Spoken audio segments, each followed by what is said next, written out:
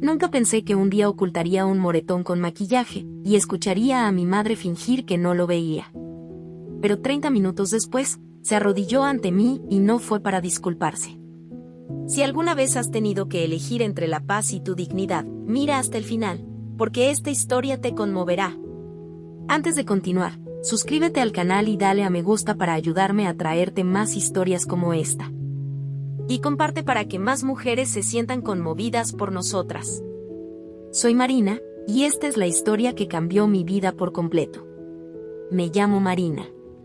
Y esa noche, mientras el silencio invadía la casa, me di cuenta de que había heridas peores que un ojo morado, eran las que nadie se atrevía a nombrar.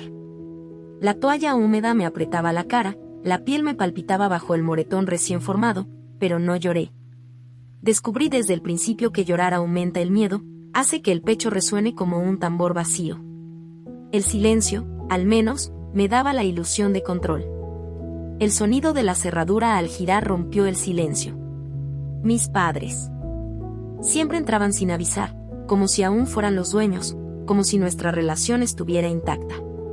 El olor a suavizante y jabón fue lo primero, un viejo recuerdo de la infancia, pero uno que ahora dolía. Mi madre se detuvo en medio de la habitación. Sus ojos se encontraron con los míos, luego con la hinchazón bajo mi ojo. Se estremeció un instante, un ligero temblor en el plástico de la bolsa del supermercado. Mi padre la observaba en silencio, como si estuviera evaluando una ecuación compleja. Él era quien siempre lo calculaba todo. ¿Y yo? Yo era la variable desechable. Detrás de mí, Eduardo apareció en el pasillo. Con la camisa abierta, una cerveza a medio beber en la mano, esa sonrisa torcida en los labios. Mira, la familia políticamente correcta ha vuelto. Su tono era cínico, como siempre. Mi madre apartó la mirada. Mi padre simplemente asintió, como si fuera un desconocido en la calle. Caminaron hacia la cocina, acomodando la comida en la encimera con el cuidado de un anuncio. Nadie preguntó nada. Nadie dijo nada. Su mundo permaneció intacto. En menos de 5 minutos, salieron. La puerta se cerró tan suavemente que sonó como un suspiro. Me senté en el sofá, como una estatua. El sonido del programa de la tele, algo de comedia, contrastaba con la densidad del aire.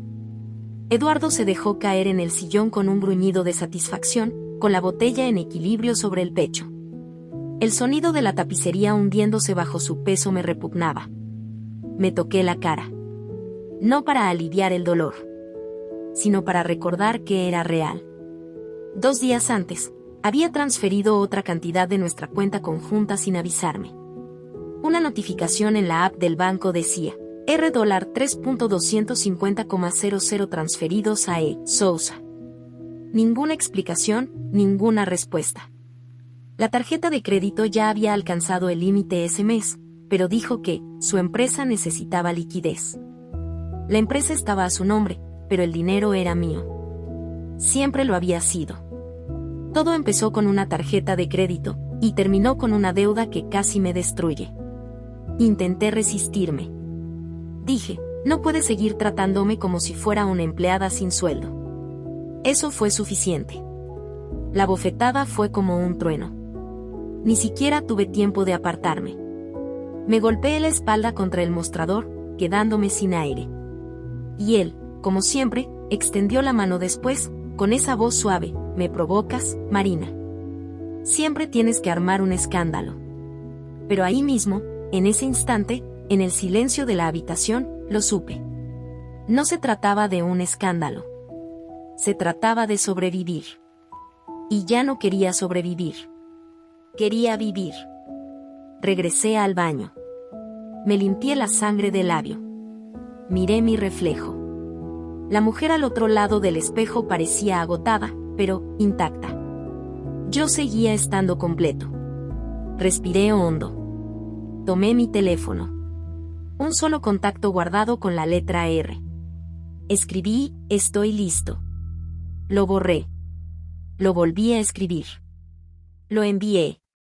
No esperé una respuesta. Me bastó saber que, esta vez, tenía a alguien a mi lado. Regresé a la sala. El cielo ya oscurecía, las cortinas se mecían con el viento frío que se filtraba por una rendija de la ventana.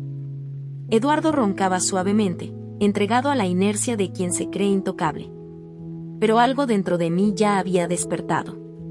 Algo que nunca volvería a dormir. El silencio de esa habitación me acompañó durante días, pero fue en el espejo del baño donde vi la verdad con claridad por primera vez. La marca en mi cara estaba allí, hinchada y oscura, pero lo que realmente me dolía era algo más. Era darme cuenta de que no todo había empezado ese día.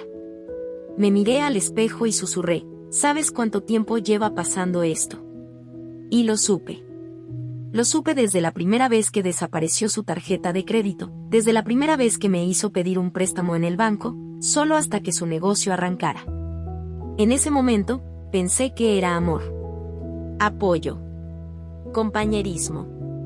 Pero en el fondo, era el comienzo de una deuda emocional y financiera que nunca tuvo intención de saldar. Las transferencias empezaron siendo pequeñas, casi imperceptibles. 50 reales por aquí, 100 por allá. Pero pronto crecieron a 1000. Sin darme cuenta, mi extracto bancario reveló una historia mucho más oscura que cualquier traición física. Era el rastro de alguien que me veía como un recurso, no como una persona. ¿Y lo peor? La cuenta conjunta se había convertido en una trampa emocional y financiera. No había salida sin perderlo todo. Recuerdo el día que sugirió que pusiéramos la casa a su nombre, para facilitar las cosas con el contador. Fue en ese momento que la riqueza que había acumulado con mi esfuerzo empezó a escapársele entre las manos. Seguía enamorada, o creía estarlo. Cuando estamos enamorados, nos creemos las excusas y los argumentos. Pero sus excusas siempre traían pérdidas. Solo intento que nuestro negocio crezca, decía. Eres parte de él, Marina. Es todo nuestro. Pero no veía que nada de eso volviera a mí. Solo cansancio. Solo facturas. Era como si cada firma mía, cada préstamo, cada cuenta a mi nombre, fuera otra soga que se apretaba alrededor de mi cuello. Incluso mis padres lo vieron. No pudieron evitarlo. Una vez intenté enseñárselo a mi madre. Le enseñé el extracto, los retiros, la factura del hospital. Me dijo que el matrimonio era así. Tú lo elegiste, ahora acéptalo. No todas las peleas terminan en una ruptura. Ella no vio una pelea. Vio un colapso y decidió llamarlo rutina. Esa noche, después de enviarle el mensaje a Raquel, me senté en el suelo de mi habitación, con el portátil en el regazo y la carpeta de documentos delante. Lo hojeé todo con calma. Facturas, recibos, correos electrónicos intercambiados con el abogado de su empresa. Sí, tenía abogado. Yo solo tenía deudas. El testamento que insistía en mantener oculto también estaba allí, finalmente revelado por su error al dejar la caja fuerte sin llave. No había nada para mí. Ni una línea. Ni una coma. Fue allí donde escribí en mi diario, con el bolígrafo que Raquel me regaló por Navidad. Dijo que quería montar un negocio conmigo, pero solo quería mi dinero. Y peor aún, lo dejé ir. Durante tanto tiempo, lo dejé ir. Porque me dijeron que de eso se trataba el amor. Que las relaciones tenían sus altibajos. Pero no me dijeron que a veces los bajones son solo el principio del fin. Así que, cuando sonó el timbre esa noche, no me desperté como una víctima. Me desperté como alguien que ya lo había descubierto todo. Ya no era la mujer que se limpiaba la sangre del labio y guardaba silencio. Era otra persona. Era la mujer que había despertado. Y lo que estaba por venir ya no me daba miedo. El timbre sonó como un crujido en la columna, pero esta vez no fue miedo lo que sentí. Fue una sensación de preparación. Me levanté lentamente, sintiendo el frío del suelo bajo mis pies descalzos, y caminé hacia la puerta. Al otro lado estaba Raquel. Sin abrigo, solo un suéter grueso y una mirada que lo decía todo. Había llegado el momento. Entró en silencio, con la mirada fija en mi rostro, en el moretón, en el peso que aún cargaba sobre el pecho. Sin preguntas, sin juicios. Solo presencia. Una bolsa de lona negra en una mano, un maletín marrón bajo el brazo. La forma en que colocó cuidadosamente los objetos en el suelo me hizo tragar saliva. No era solo el contenido. Era lo que representaban, mi nueva oportunidad.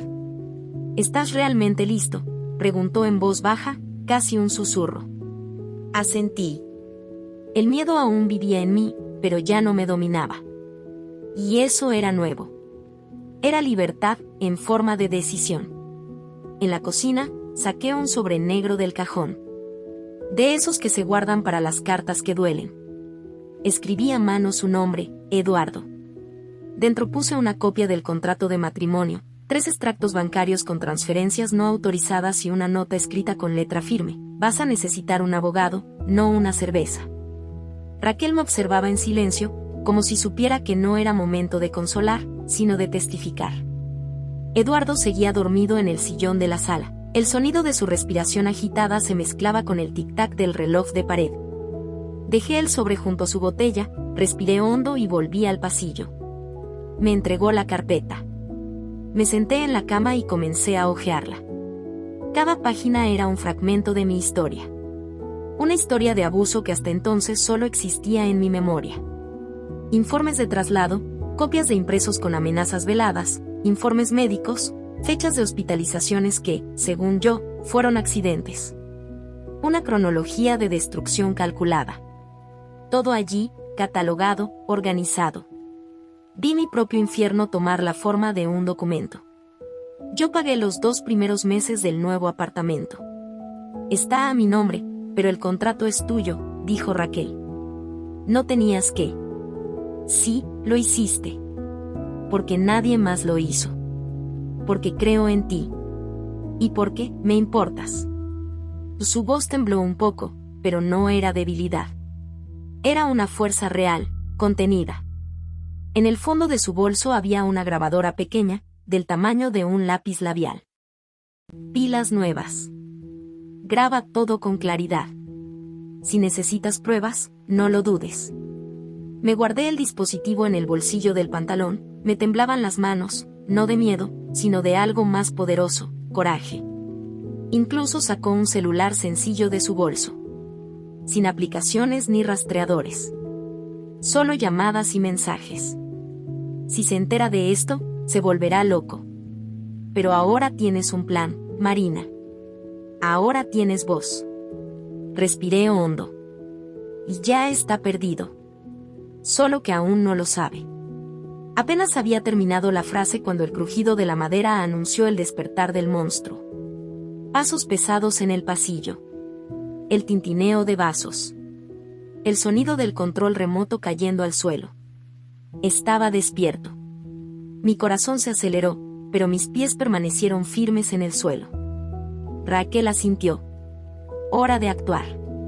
Salí de la habitación con paso firme. Eduardo apareció en el pasillo, con el rostro desencajado y los ojos entornados. ¿Qué es esta tontería? ¿Quién es?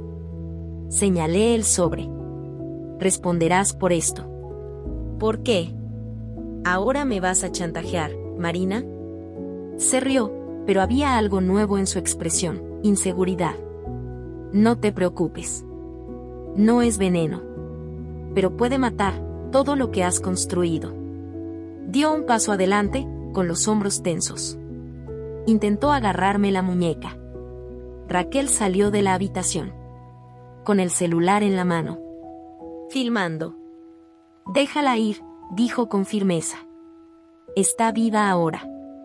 Se soltó como si hubiera tocado un carbón encendido. Retrocedió 2 pasos, con los ojos abiertos. Ahora veía. Ahora sentía. El control se le escapaba de las manos. ¿Me tendiste una emboscada, Marina? Ah, no, respondí con calma. Me protegí. Intentó engañarme, como siempre. Voy a llamar a la policía. Y di que me acosaste, que hackeaste mis correos, que eres inestable.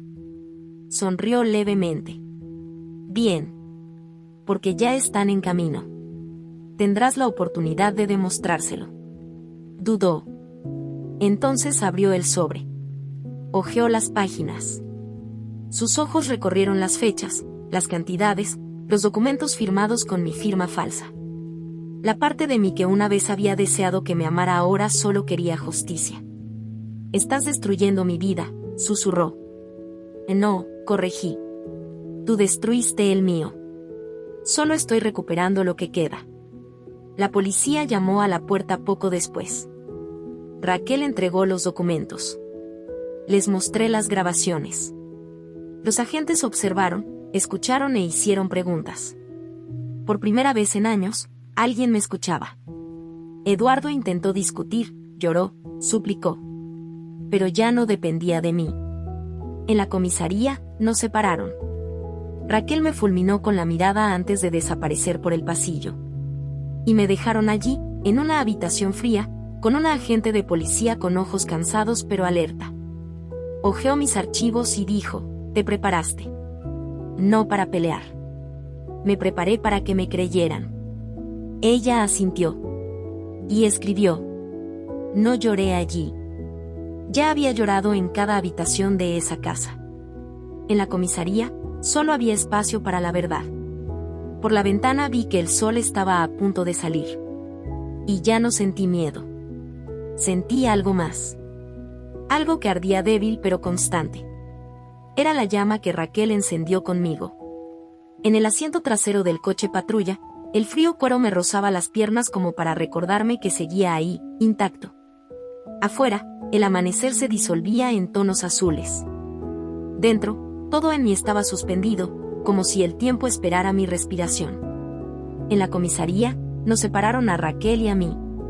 Un agente canoso me condujo a una sala de interrogatorios con paredes pálidas y una cámara en la esquina superior, que zumbaba suavemente. Me ofrecieron agua. La rechacé. No quería consuelo. Quería que me escucharan. Minutos después, la puerta se abrió y entró una mujer. Una policía, con uniforme discreto y mirada directa. Se llamaba Adriana Breno. Se sentó con una carpeta en las manos y una mirada entre cansada y respetuosa. Viniste aquí con un expediente que, sinceramente, pocas víctimas pueden organizar. ¿Quieres decirme dónde empezó esto? No empezó con una bofetada, dije. Empezó cuando dijo que se haría cargo de las finanzas. Cuando firmé el primer préstamo a mi nombre, pensando que era para nuestro negocio. Cuando vendí mi coche y transferí el dinero a nuestra cuenta conjunta, y él lo usó para cubrir deudas que me ocultó. Ella tomó notas mientras yo hablaba. Pero no necesitaba sus notas para recordar. Tenía las mías. Los recibos. Los contratos. Las grabaciones de voz, las impresiones, los correos electrónicos donde decía que no hice nada, que solo gasté, que tuve suerte de que todavía me quisiera allí. La mesa frente a mí parecía el escenario de una obra en la que nunca quise actuar, pero en la que por fin tenía diálogos. Y pruebas. Y dijo que su nombre se usó en transacciones no autorizadas, dijo. ¿Tiene algún documento al respecto? Abrí la carpeta. Le entregué 3 hojas impresas de extractos bancarios. Transferencias recurrentes a cuentas de juegos en línea, compras de electrónica, retiros hechos mientras estaba en el trabajo.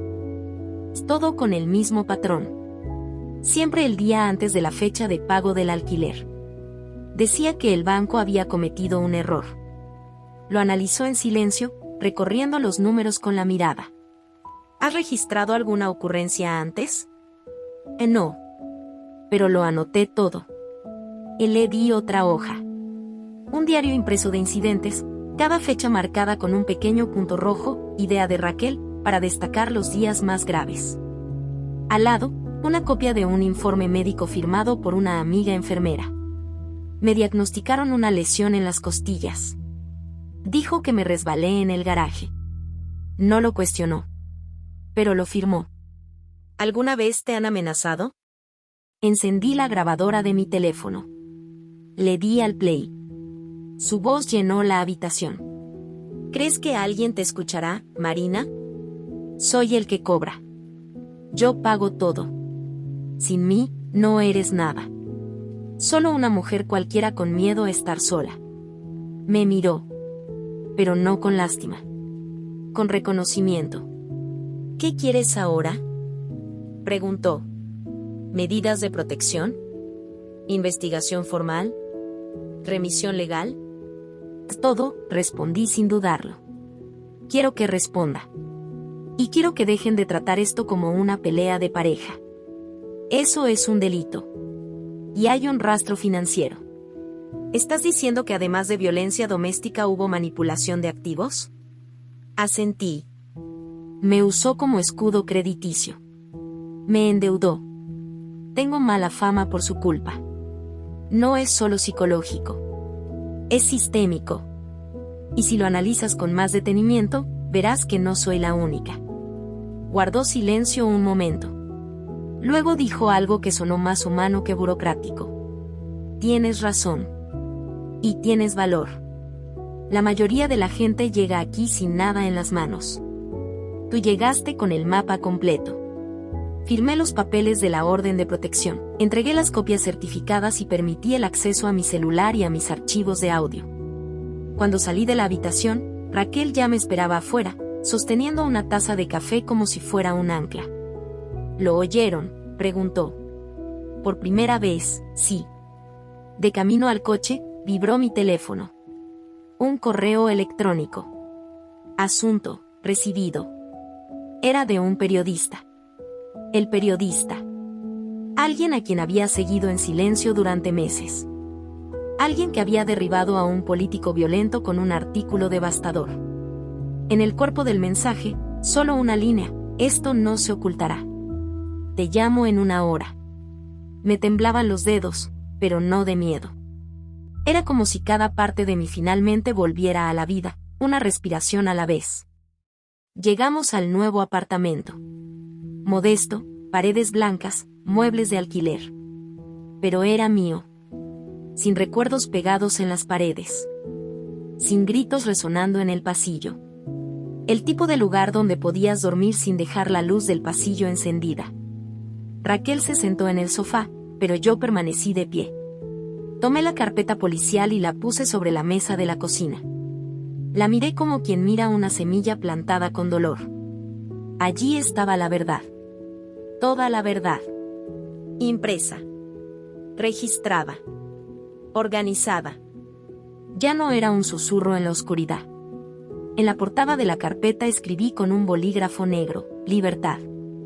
Porque en ese momento lo entendí, el silencio se había impuesto. Pero mi voz era mía por derecho. Esa mañana, el cielo parecía tener el mismo peso sobre mis hombros que yo sentía. Nubes densas y grises, como si el mundo supiera que algo estaba a punto de romperse. Había pasado la noche despierto, sentado en el suelo de mi nuevo apartamento, con mi carpeta de documentos abierta a mi lado como un escudo, y el teléfono cargándose al alcance de la mano. Correo electrónico de la periodista Alina Carrillo aún brillaba en la pantalla de la laptop. Hablamos hoy a las 3 de la tarde, traigan todo. Esto tiene que salir a la luz. No sabía si era valentía lo que sentía. Quizás era agotamiento. Quizás era el fin del miedo. Era extraño darme cuenta de que, después de tanto tiempo viviendo en alerta, la ausencia de miedo se sentía como un vacío. A las 14:57, el celular vibró. Era un mensaje de Raquel: estoy en la puerta. Te acompaño a la salida. La abrí. Tenía la mirada fija y una bolsa de papel con 2 cafés. Los necesitarás, dijo, dándome uno. No dije nada. Simplemente lo tomé. El calor en su palma me recordó que aún existía, que estaba vivo, que ella estaba ahí para mí. Cuando la pantalla de la laptop parpadeó, mostrando el rostro de Alina en una videollamada, mi corazón latió de otra manera. No era amable. No sonreía. Era objetiva, directa, y me miraba como si leyera antes de escuchar. Tienes pruebas. Y tienes antecedentes. Pero antes que nada, Marina, ¿de verdad quieres que esto siga adelante? Deseo. Aunque te demande. Si tu familia te da la espalda. Aunque sea para siempre. Sí. Ella asintió. Empezamos. Pasé más de 1 hora contando, mostrando, presentando. Cada grabación. Cada extracto. Cada audio donde Eduardo me menospreciaba, me llamaba peso muerto, loca, desagradecida. Tomó notas, confirmó fechas, hizo preguntas específicas. Raquel estuvo a mi lado, atenta, como un ancla invisible. Al final, Alina dijo algo que me revolvió el estómago: no eres la única. Tenemos otra mujer. Otro estado. El mismo patrón. El mismo dolor. ¿Otro nombre? Otro disfraz. En ese momento, todo dentro de mí se endureció. Él ya lo había hecho antes. Otra mujer había cargado con las mismas heridas, los mismos silencios. Y ahora ambas teníamos nombres, rostros, pruebas. La entrevista había terminado. El artículo saldría el lunes. Quería tiempo para aclararlo todo con el equipo legal del periódico. Esto va a estallar, dijo. ¿Estás listo? No tengo nada que perder, respondí. Pero me equivoqué. A la mañana siguiente, apareció un sobre en recepción. Sin remitente. Dentro había un papel con una sola frase garabateada: estás cavando tu propia tumba. Se lo enseñé a Raquel. Respiró hondo y dijo: es hora de activar el plan B. Regresamos a la comisaría. Mostramos la amenaza. Solicitamos la prórroga de la medida cautelar. Se programó una nueva audiencia. Presenté un nuevo expediente con la amenaza, el origen de las notas anónimas y las impresiones de los mensajes enviados desde números desconocidos. Y entonces, apareció. En la audiencia, Eduardo entró con un traje almidonado, el pelo peinado y una expresión de mártir. Lo acompañaba un abogado pagado con el mismo dinero que había sustraído de mi cuenta. Se sentó frente al juez como si fuera a una cena, tranquilo, controlado, ensayado. Su señoría, esta señora es emocionalmente inestable. Estas acusaciones forman parte de un intento desesperado por obtener una ventaja en la división de bienes, dijo el abogado. La palabra me dolió. Compartir. Como si nuestro matrimonio fuera un negocio fallido. Como si yo fuera solo un número en una hoja de cálculo. Pero cuando me llamaron para hablar, no tartamudeé. Tengo los documentos, excelencias. Tengo las grabaciones. Tengo su voz diciendo que yo no era nada. Y tengo las deudas a mi nombre que demuestran que el amor que decía sentir era un fraude bien planeado. El juez lo miró. ¿Qué tiene que decir, señor? Eduardo intentó reír. Está dolida. Pero convertir el dolor en una campaña de desprestigio es peligroso. Entonces Raquel se levantó y pidió la palabra. Mostró el video. Mostró las capturas de pantalla. Su abogado guardó silencio. El juez pidió un receso. Cuando regresamos, el tono era diferente. Señor Eduardo, se iniciará un proceso de investigación patrimonial, además de mantener la medida de protección con refuerzo policial. Señora Marina, su denuncia será remitida al Ministerio Público. Afuera, me esperaba. Con los ojos abiertos. Nervioso. Intentando encontrarme, solo en el pasillo. ¿Crees que ganaste? Esto no ha terminado. Aún así te destruiré. Respiré hondo. Me acerqué. Sostuve mi celular, en voz baja y firme, le dije, sonríe, Eduardo. Ahora estás en cámara. Se quedó paralizado. Y por primera vez, vi al monstruo retirarse. Porque ahora, no era solo un nombre. Era la prueba viviente. Y la verdad, estaba sobre la mesa. El artículo salió un lunes a las 2:07 de la mañana. El titular fue directo como un puñetazo en el estómago. Las manos detrás del silencio, 3 mujeres, un hombre y el sistema que lo permitió. Firma, Alina Carrillo. No necesité leer el texto completo para sentirlo. Era como si alguien finalmente hubiera traducido mi historia a un idioma que el mundo pudiera entender. Cada párrafo era una cuchilla que cortaba la narrativa que Eduardo había construido durante años. Se acabó la esposa inestable. Se acabó la mujer difícil. Ahora, yo era Marina, y mi voz tenía alcance. A las 8:15 sonó mi teléfono. Un número desconocido. Contesté conteniendo la respiración. Marina. Soy Taran Everett. Fiscalía de la Mujer del Condado de Fulton. Reabrimos tu caso. Apreté el teléfono con fuerza. Apenas pude responder. Lamento la demora. Había obstáculos procesales. Pero con los audios y la exposición pública, estos obstáculos se han derrumbado. Dijo que programaría una nueva audiencia. Que mi documentación ahora formaba parte de una investigación más amplia, con la participación del Ministerio Público. Que se estaban investigando otros nombres. Pero la llamada que más me destrozó fue a las 11:34. Un mensaje, primero, de una mujer llamada Camila. Leí tu historia. Fui su paciente. Gracias por no callarte. Me senté en el suelo de la cocina. Mis piernas cedieron, no por debilidad, sino por una liberación indescriptible. Era como si cada parte de mi cuerpo dijera, ahora sí, puedes existir a salvo. Al mediodía, otro número. Otro bufete. Y nos interesa representarla en una demanda colectiva. Hay otras mujeres presentando denuncias penales. Y entonces, como un eco perfecto, el dolor que una vez fue solo mío se multiplicó. Y ya no era dolor, era movimiento. Raquel llegó temprano por la tarde con 2 bolsas llenas de papeles. Alina pidió permiso para usar los documentos en el canal internacional de la emisora. Dijo que el alcance podría obligar al Poder Judicial a actuar con mayor rapidez. Te lo di. Con el corazón abierto. Sabes que no hay vuelta atrás, ¿verdad?, preguntó. Lo descubrí hace mucho tiempo, respondí. Ese día, recibí más de 50 mensajes de diferentes mujeres. Algunas dijeron que habían pasado por algo similar. Otras dijeron que ahora tenían la fuerza para hablar. Una simplemente dijo, me diste un nombre. Antes, solo guardaba silencio. A las 4:43 de la tarde, mi teléfono volvió a vibrar. Era Eduardo. Un video. Sin música, sin filtro. Llevaba una camiseta, tenía los ojos rojos y el pelo revuelto. Le temblaba la voz. Me pintan como un monstruo. Pero amo a Marina. Lo que está haciendo es cruel. Quiere destruirme. Lo vi hasta el final.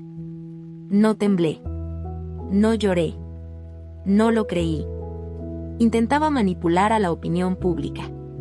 Hacerse la víctima. Pero el mundo había cambiado. La gente ya no estaba ciega. La verdad ahora era visible. Y ella tenía un nombre. Fecha. Voz. Al final del video, empezaron a aparecer los comentarios. Entre tantos, uno me detuvo. Ella no rompió el silencio. Sobrevivió.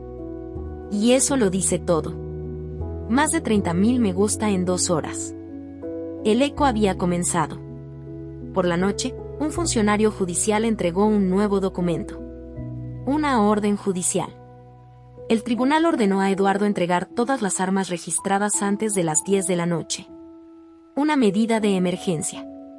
Basada en la nueva categoría de la denuncia, violencia patrimonial y psicológica con amenazas agravantes. Firmé el recibo. Cerré la puerta. Y me permití respirar.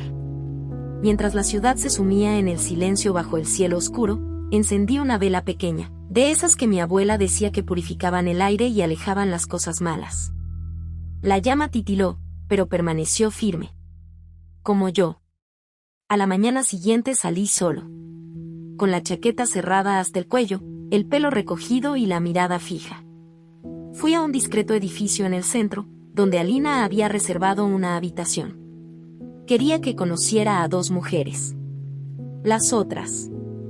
Cuando entré, allí estaban, Dana y Alana. Ambas un poco mayores que yo. Ambas con miradas que decían, lo entendemos todo, incluso antes de que abrieras la boca. No nos abrazamos. No lloramos. Nos sentamos. Alina puso una pila de papeles sobre la mesa. Y esta es la documentación que reuniste. 3 casos diferentes. El mismo patrón. El mismo autor. 3 estados. Pero ahora, una sola voz. Miré a Dana. Abrió una carpeta. La empresa está a su nombre. Pero el dinero era mío. Me dejó con Hacienda encima y una solicitud de quiebra firmada con mi firma falsa. Alana agregó, bloqueó mis tarjetas y me impidió abrir una cuenta a mi nombre. Cuando intenté denunciarlo, dijeron que no parecía tener suficiente miedo. La segunda vez que presentaron la denuncia, la desestimaron diciendo que buscaban mantener la estructura familiar. Tragué saliva con fuerza. Ahí, en ese momento, lo entendí, no se trataba solo de Eduardo. Se trataba de todo lo que nos habían enseñado a aceptar. Creamos juntos un pequeño sitio web. Un nombre sencillo. Una sola página. 3 testimonios. Una advertencia, no pedimos justicia. Les mostramos lo que fingieron no ver. Subí un audio. El primero que grabé a escondidas, en el armario, con mano temblorosa. Su voz, diciéndome que era inútil. Que nadie me escucharía. Debajo del audio escribí solo una frase, pero nos escuchamos. Al salir de ese edificio, el viento cortó la calle. Pero no me alcanzó. Porque ahora no caminaba solo. La semana siguiente, nos reunimos en el salón comunitario de un antiguo centro cultural, de esos que huelen a café quemado y a viejos recuerdos. El lugar era modesto, sillas plegables, paredes beige descascarilladas, una pizarra manchada de tiza, pero ese día fue el escenario de nuestra revolución. Alina llegó primero, con su portátil abierto, documentos apilados y una lista de tareas escrita a mano. Dana y Alana llegaron poco después. Yo fui la última en entrar, con mi libreta y una mochila con los archivos originales. Esta es nuestra trinchera ahora, dijo Alina, tamborileando con los dedos sobre la mesa de plástico. Los medios ya están mirando. La fiscalía también. Pero necesitamos más. Tiene que venir de nosotros.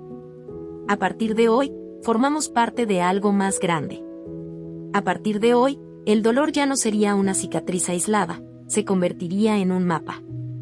Dana dejó sobre la mesa una carpeta desgastada, con las esquinas dobladas, llena de hojas de cálculo y recibos. Me dejó con deudas en 3 tarjetas de crédito. Cambió los extractos para que no me diera cuenta. Firmé todo lo que me pidió porque pensé que él sabía más. Alana llegó justo después, con una memoria USB. Aquí están las capturas de pantalla de los mensajes. Los pagos atrasados. El alquiler a nombre de una empresa fantasma. Todo registrado. Me borró poco a poco, hasta que dejé de existir fuera de él. Saqué de mi bolso el contrato de cuenta conjunta con Eduardo, las transferencias no autorizadas y los mensajes que me dejó en el celular cuando estaba bebiendo. Solo existes porque yo te permito ser. Y allí, en esa sencilla habitación, surgió la chispa. No de la venganza, sino de la justicia. Creamos una carpeta cifrada con todos los documentos. Se envió un enlace protegido con contraseña solo a periodistas de confianza, fiscales dispuestos a escuchar y defensores públicos que luchaban contra la falla del sistema. Llamamos a la carpeta Dome porque eso es lo que construimos el uno para el otro. Alina ha lanzado una nueva pestaña en su sitio web, Recursos para mujeres que sufren manipulación financiera. Allí, te enseñamos a identificar cuando una cuenta conjunta se convierte en control, a reconocer cuando un préstamo a tu nombre es abusivo e ineficaz, y a comprender que endeudarse no siempre es irresponsable. A veces, es una imposición. Dijo que quería hacer negocios conmigo, escribí, pero solo quería mi dinero. Y para cuando me di cuenta de que solo me quería por el capital, ya era demasiado tarde. Al final del día, creamos una cronología interactiva de nuestras 3 historias entrelazadas. La llamamos las 3 hermanas. Porque en eso nos convertimos. Hermanas de fuego. Forjadas en el dolor, unidas por la valentía. Publicamos. Silenciosamente. Sin anunciar. Sin fanfarrias. Simplemente lo dejamos ahí. Como quien deja una vela encendida en una ventana oscura, esperando que alguien la vea y sepa que aún hay luz. A la mañana siguiente, el sitio había recibido más de 5.000 visitas. 28 mujeres habían dejado mensajes anónimos: he pasado por esto. También me llamaron exagerada. Pensé que era solo yo. Esa tarde, recibí una llamada de una defensora pública de otro estado. Dijo que el nombre de Eduardo había aparecido en una denuncia presentada años atrás. Identidad diferente, correo electrónico diferente, mismo patrón. En la investigación cruzará los casos, dijo. Y gracias por encender esa cerilla. Sonreí. Porque eso era lo que hacíamos. Cada uno con una cerilla en las manos temblorosas, juntos, nos convertimos en fuego. Raquel pasó por mi casa con un pastel sencillo, comprado en la pastelería de la esquina. Es para Elito, dijo. Doy, te pasaste de la raya. No hay vuelta atrás. Nos sentamos en el balcón del apartamento, el viento movía nuestro cabello, el olor a azúcar y los recuerdos flotaban en el aire. ¿Recuerdas la primera vez que me llamaste?, preguntó. Claro. Estaba encerrado en el baño. Me preguntaste, ¿quieres salir o solo quieres que alguien sepa que sigues ahí? Y respondiste, ambas. Nos quedamos en silencio un rato. Entonces dijo, ¿sabes que algo ha cambiado, verdad? No solo en el sistema judicial. En nosotros también. Y lo supe. Porque esa noche, al asomarme a la ventana y mirar a la calle, vi una vela encendida en el balcón del edificio vecino. Pequeña, frágil, pero allí. Otra mujer. Otra señal. Las hermanas del fuego ya no eran solo 3. Fueron emergiendo, uno a uno, en silencio, con sus historias, sus pruebas, sus heridas, y ahora, su voz. ¿Y yo? Ya no era un superviviente. Era un fundador. Una semana después, volví al mismo edificio donde, meses atrás, había entrado por primera vez con los hombros encorvados y la voz temblorosa. Pero esa tarde, mientras subía las escaleras del juzgado con el maletín bajo el brazo y la cabeza bien alta, algo en mí había cambiado. El sol se ponía tras los edificios, tiñendo el cielo de naranja y lavanda. Las farolas se encendieron lentamente, como si el mundo respirara conmigo. En mis manos, llevaba lo que quedaba de aquel matrimonio, la solicitud final de divorcio, la orden de alejamiento permanente, la ampliación de la investigación. Pero no era el peso del papel lo que me hacía caminar despacio, sino la ligereza que me aportaba. En la acera, Raquel ya me esperaba. Dana y Alana llegaron poco después, con miradas serias pero serenas. Cada una sostenía algo pequeño, una vela, un sobre, una libreta. No se pronunciaron palabras. Las 4 nos mirábamos, cómplices, hermanas en una guerra que no elegimos, pero que enfrentamos como si fuera nuestra misión. Una vez vine solo, murmuré. Ahora me voy contigo. Entramos. Sin fotógrafos. Sin titulares. Solo se oía el sonido del papel deslizándose por la bandeja metálica de recepción. ¿Último protocolo?, preguntó el encargado. Sí, dije. Se acabó. Selló el formulario, nos entregó la copia y nos deseó suerte. Pero no necesitábamos suerte. Teníamos pruebas. Teníamos voz. Nos teníamos los unos a los otros. Al irme, el aire era más fresco. La ciudad seguía, indiferente, como siempre. Una pareja pasaba de la mano. Un niño pateó una botella de plástico en la acera. La vida normal. Pero dentro de mí, todo era extraordinario. Dana sacó un termo de su bolso. Y té de manzanilla, dijo, sonriendo con los ojos.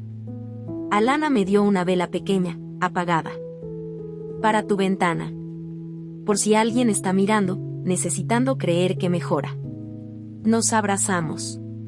Sin alboroto. Sin despedidas dramáticas. Solo presencia. Y verdad. ¿Quieres que te acompañemos a casa?, preguntó Raquel. Asentí. Voy, necesito caminar solo. Lo entendieron. Caminé por calles que antes me asustaban. Doblé esquinas donde temía que me siguieran. Donde caminaba con el celular en la mano, listo para fingir una llamada. Pero ahora, cada paso era mío. Volvía a pertenecer a los lugares por los que pasaba. Al llegar al apartamento, me quité los zapatos y dejé la puerta abierta un segundo más de lo necesario, como diciendo, aquí solo puede entrar lo que yo permito. La luz de la cocina era tenue. La tetera aún estaba caliente. El sonido de la calle era bajo, apenas un susurro. Tomé la vela que me había dado Alana, la puse en el alféizar de la ventana y la encendí. La llama bailó sobre el cristal, tímida pero firme. Me acerqué y susurré, no a Dios, ni a Eduardo, sino a mí misma. Sobreviviste. Miré la vela y pensé en todas las mujeres que me habían escrito desde que se publicó el artículo. Una de ellas dijo, me salvaste sin conocerme. Pero la verdad es que fueron ellas las que me salvaron. Cada mujer que expuso su dolor como advertencia. Cada una que encendió su propia vela. En un rincón de la habitación, mi portátil reposaba con la tapa entreabierta. La pantalla mostraba el último mensaje que había recibido. Gracias por su valentía. Queremos entrevistarlo en televisión. Su historia podría cambiar las políticas públicas. Sonreí. No porque quisiera fama, sino porque quería un eco. Y ahora lo tenía. Abrí el armario y saqué la caja donde guardaba todos los documentos antiguos. Dentro estaban el contrato de cuenta conjunta, copias de las transferencias y las notas amenazantes. Saqué un sobre negro, el mismo que había usado para dejar los papeles junto a su cerveza. Volví a meterlo todo. Lo cerré con cinta adhesiva.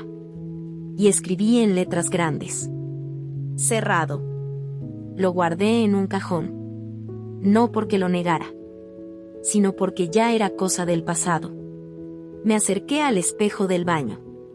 El mismo donde, meses atrás, vi a la mujer cansada, herida, pero viva. El moretón había desaparecido. Solo una sombra amarilla descolorida, como un recuerdo. Me toqué la cara y dije, ya no eres una vergüenza. Eres la prueba. En la sala, mi celular vibró. Una notificación. La fiscalía me informó, Eduardo había entregado los documentos pendientes. Había sido citado. Se programaría un nuevo juicio para analizar sus bienes. Pero ya no quería parte de lo que era suyo. Porque heredé más que una fortuna. Heredé mi libertad. Antes de dormirme, me senté a la mesa de la cocina y abrí el diario que Raquel me había dado al principio de todo. Escribí. Hoy no tuve miedo al dormir. Hoy no tuve que vigilar la puerta. Hoy miré por la ventana y, por primera vez, vi el mundo sin rejas. Cerré el diario. Apagué la luz. La vela permaneció encendida. Y mientras la ciudad dormía, yo empecé a vivir.